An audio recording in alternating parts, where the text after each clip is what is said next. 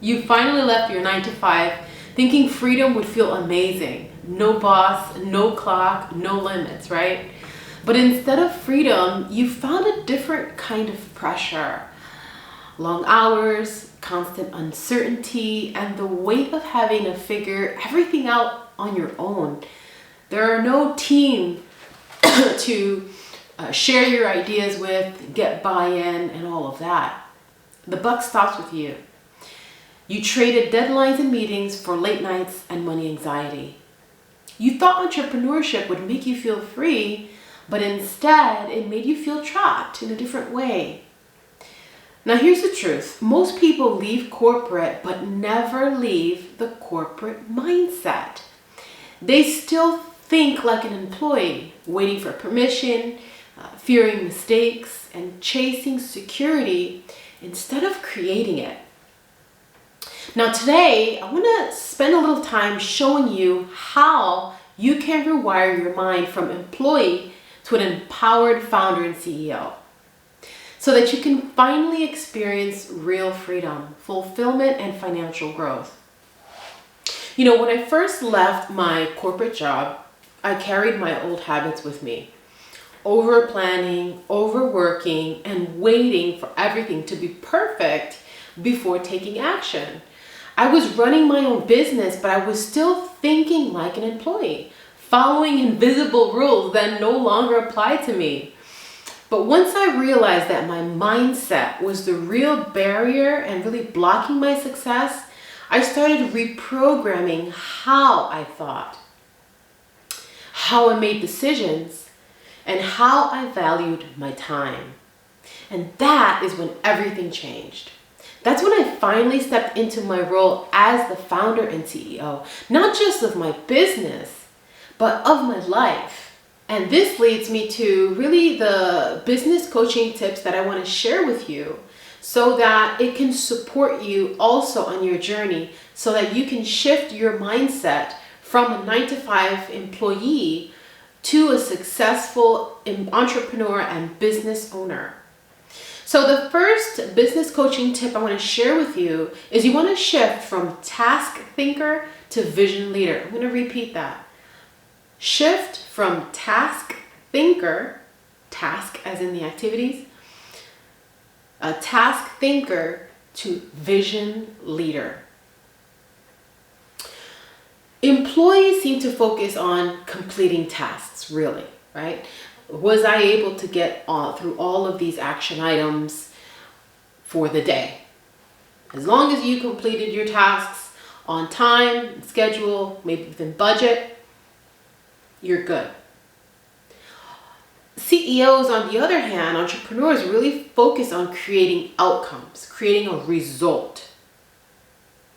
And that's different. If your day is filled with doing instead of directing, you're still operating in employee mindset, in an employee mode. Because you could be doing a lot of things in a day and not really getting anywhere, okay? And I'm sharing that because that's what I did, right? That's a big mistake that I started doing. I was filled with busyness in a day, feeling like I'm getting somewhere, but the bottom line didn't shift, it didn't change. I wasn't getting results, right? Because my focus wasn't on the bottom line, right? My focus was on tasks. Oh my gosh, I did so much today. I'm hoping that this resonates with you, and I'm sure it does if you're from corporate and you're moving into an entrepreneurship role. So you do this by starting each week by asking yourself, what are the 3 most important things that's really going to move the needle forward for my business? Not just busy work, but impact work. What's the work that's going to affect the bottom line? Okay, stepping back even more so, let's define the bottom line. What are my goals for the next quarter? What are the next 3 months? What are my monthly targets? Right? What am I aiming for? What's the bottom line that's going to make me feel that I can meet it? Right? It's something that's achievable, but it's something that's going to help me to grow. Okay? So identifying the goal What is your specific bottom line number? Okay. And then the next question is, what are the things specifically that's going to move that number? That's going to create that number for me. Right? Not creating the website, making the copy perfect, or designing the this, that, and the other, and you know what I mean? Just kind of working on the extra administrative stuff, or spending too much time on this detail instead of just creating it. It doesn't have to be perfect, and just executing, right? So what you want to do is schedule CEO time. Schedule CEO time for your business each week. It could be 60 to 90 minutes, uninterrupted minutes, to really think strategically, plan, and review metrics. Okay, maybe you can call it your strategic review, right? If CEO time doesn't really resonate with you yet, maybe strategic business time. Maybe you can call it that. Whatever you call it, it doesn't matter.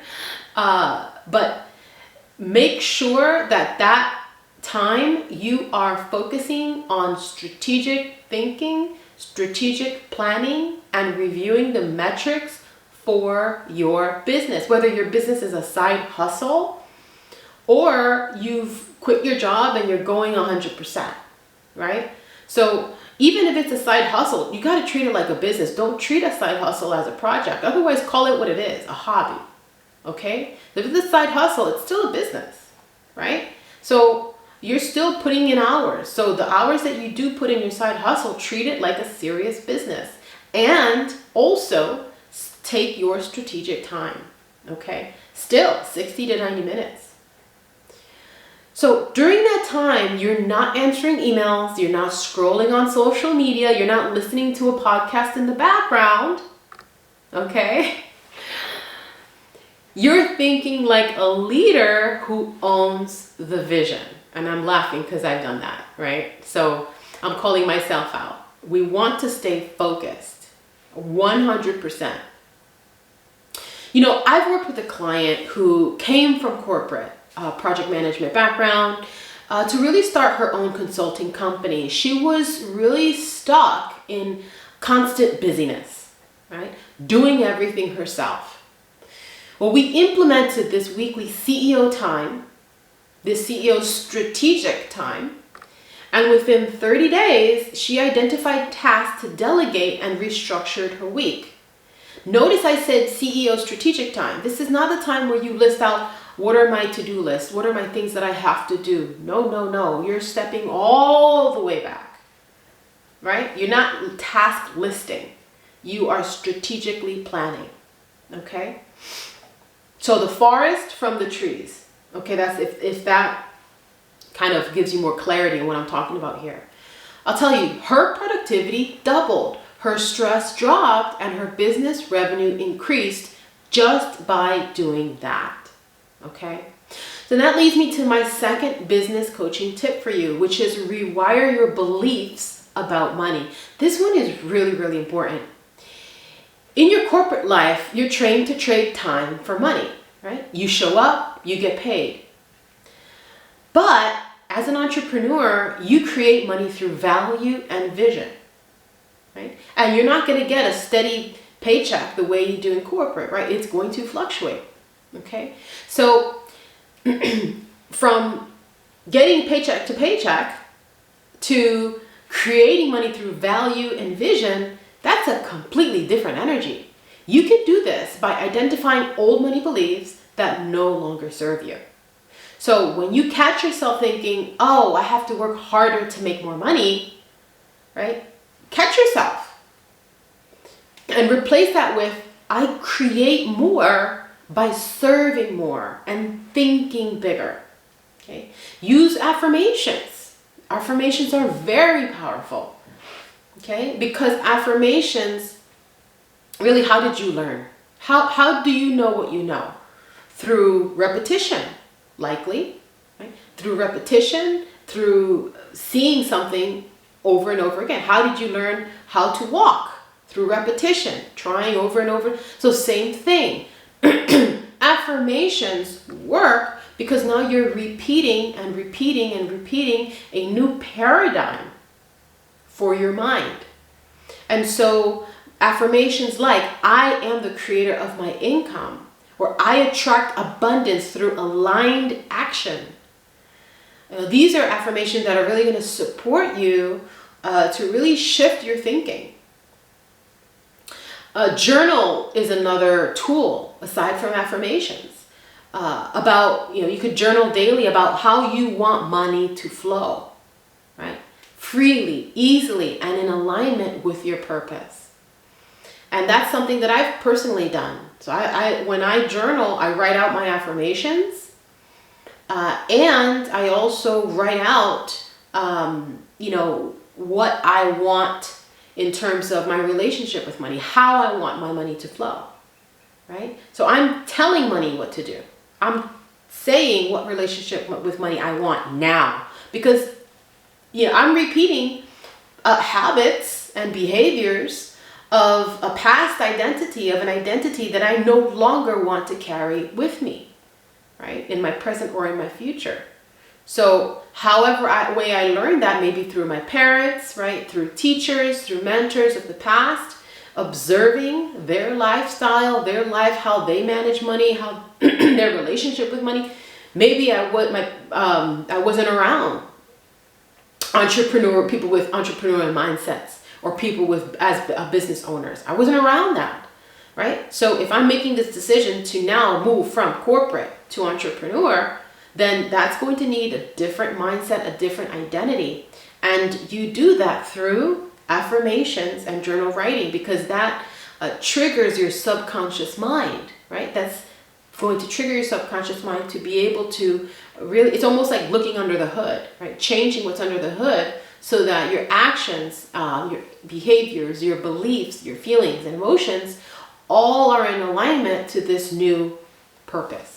Okay, so the goal is to retrain your subconscious mind to see money as a partner, not a paycheck. One of my clients came from a 6-figure corporate job, but she struggled to change her worth in her new consulting business. She was underpricing out of fear of missing out, and it's that same scarcity mindset that she learned in her family and carried on through to corporate. Right? So we worked on shifting her belief from I'm paid for my time to I'm paid for my transformation. So once she made that shift, she restructured her offers from hourly sessions to results-based, outcome-based packages, really focusing on the results she helped her clients achieve, not the time she spent. She began showcasing her client wins and began attracting premium clients who now valued her expertise, not her hours, okay? And that's where you want to go. In fact, there was someone else that I worked with. She was an organizer. She was starting her own business. She worked in administrative office management, office assistant most of her career. And then she really enjoyed organizing. Things, going into people's homes, organizing their home office. Now that people are working from home so much more these days, so organizing home offices, organizing kids' rooms, kitchens, living rooms, master bedrooms and things. And so just kind of organizing, decluttering and all of that.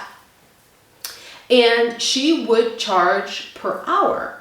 And so we were able to shift that to outcome-based, results-based, right? How much people valued their peace of mind, their sense of calm and peace that they get now walking into a space that's decluttered, that feels fresh, that feels uplifted, upgraded, because she also included styling as an option too. So now she not just decluttering, cleaning, and reorganizing the space, but also a facelift, right? Lifting the space so that it's more current.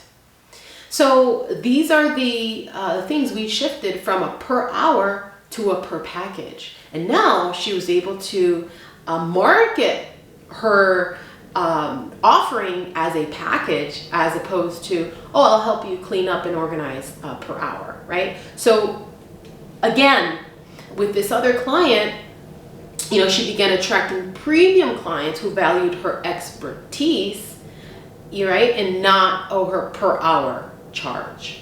Okay, I want you to start thinking that way. How this example is possible for you if this resonates with you, right? Again, take what works, leave what doesn't. Okay? Everyone's situation is different, but I'm sharing these examples with you so you can possibly see yourself in one of them and get some ideas. Now, the business coaching tip number 3 is build confidence through decision making. So in corporate, you often have to wait for approval, but in entrepreneurship, waiting kills momentum.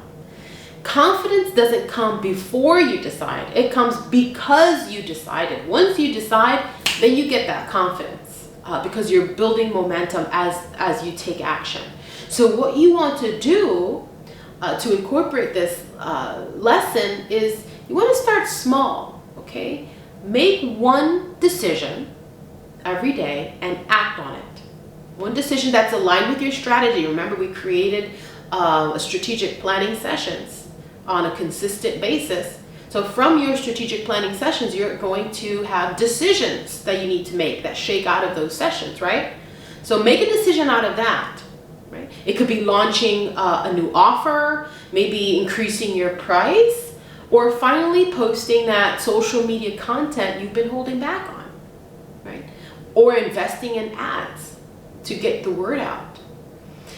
So then what you want to do is stick with your decision long enough to see results before second guessing yourself. Now, each time you make a decision and see it through, your confidence is going to grow. CEOs build their power through decision and through decisive action.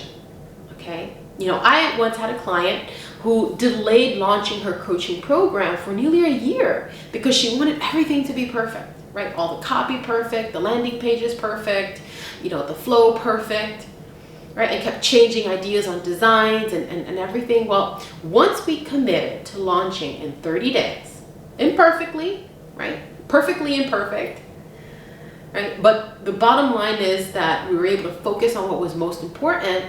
Guess what? She made $5,000 that month. And that might not sound like a lot for some people, but I'll tell you, that was enough validation for her to believe that it was possible to turn her side hustle into a real business. Okay? So that's what it gave, is hope, right? And you can't put a price to that. So that single decision shifted her energy. She told me, I finally feel like the boss of my business. So think about that one old belief or habit from your corporate life that keeps on kind of, lurking, that's still showing up, right? Maybe overworking, undercharging, or waiting for permission, right? So when you notice these, and you'll notice things a lot, you might not know right straight on as I'm speaking, but as you move through the day and you kind of meditate on what I've been saying on this point, you could identify where you're triggered, right? Where you're triggered, maybe there might be a gold nugget there. There might be treasure there when you're emotionally triggered on something, because a lot of times these are areas we don't want to face about ourselves and of what's holding us back, what's stopping us from taking that next step. However you find it, write it down, okay? Write it down and decide today how you're going to replace that belief. You can't build a CEO level business with an employee level mindset. That's important. I'm going to repeat that one again for you. You can't build a CEO level business with an employee level mindset. And I'm saying that for me too, because that's really what had stopped me for not taking action for years, sitting on an idea, okay? So to recap, Freedom truly comes from rewiring your mind. When you think like a CEO, focus on vision, shift your beliefs about money, and make confident decisions, listen, your business starts to rise to match you. You know, inside my Financial Freedom Accelerator program, I'll help you master both the mindset and the money systems to create financial freedom without burnout. The link is in the description box below. Check it out if it resonates with you. If anything that I said resonated with you, go ahead and check that out so that we can work closer together. And I just want to say thank you so much for taking the time to watch this video. And if you've got value from this video, make sure to like, subscribe, and share this video with someone who will benefit from this business coaching. And if you've ever felt like there's never enough, you won't want to miss the next video, Scarcity versus Abundance, how your money mindset shapes your wealth. And that's a good one. Click here to watch.